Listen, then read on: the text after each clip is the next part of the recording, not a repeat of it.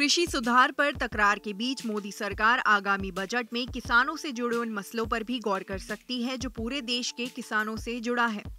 किसानों का कर्ज माफ करना एक अहम मसला है जो पूरे देश के किसानों से जुड़ा है और भारत में किसानों की कर्ज माफी लोक लुभावन योजनाओं में शामिल रही है।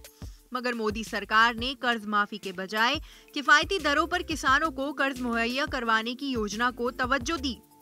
साथ ही खेती किसानी के काम में आर्थिक मदद के लिए प्रधानमंत्री किसान सम्मान निधि की शुरुआत की, जो मोदी सरकार की सबसे महत्वाकांक्षी योजना है।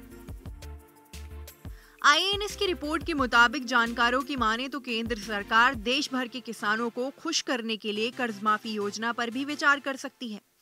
इसके पीछे तर्क ये दिया जाता है कि सरकार जब कर्ज माफी का ऐलान करती है तो कर्ज के बोझ तले दबे किसानों को बड़ी राहत मिलती है और सरकार के प्रति किसानों का भरोसा बढ़ता है।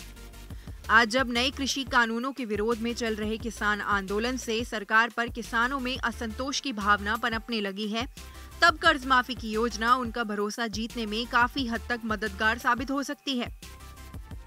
देश के किसानों के जीवन में खुशहाली लाने के मकसद से कृषि और उससे जुड़े क्षेत्रों में सुधार के लिए 2 नए कृषि कानून लाने और पहले से मौजूद एक कानून में संशोधन किया है। लेकिन इन कानूनों के विरोध में पंजाब और हरियाणा से उठी आवाज अब देश के अन्य प्रांतों तक पहुंचने लगी है।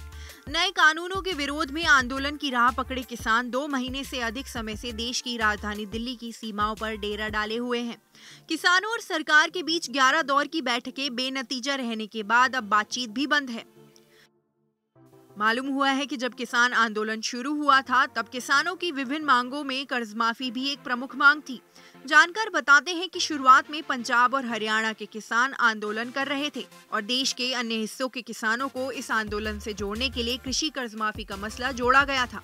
मगर सरकार के साथ विभिन्न दौर की वार्ताओं के दौरान कर्ज माफी की मांग प्रमुख मुद्दों से हट गई। किसानों ने सिर्फ उन्हीं मांगों पर सरकार के साथ बातचीत की जो मुख्य रूप से पंजाब और हरियाणा के किसानों से संबंधित है।